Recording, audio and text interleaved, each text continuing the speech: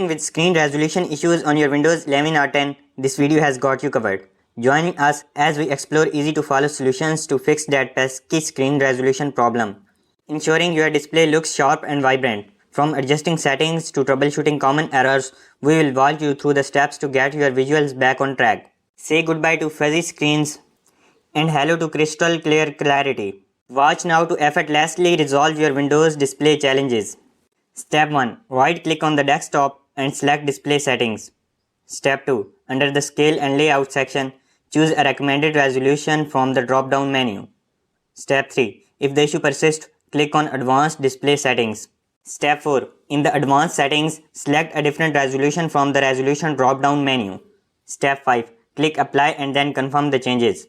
Step 6. If problem persists, update your graphics driver through Device Manager.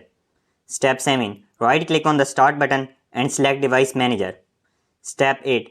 Expand the Display Adapters category. Right-click on your graphics driver and choose Update Driver. Step 9.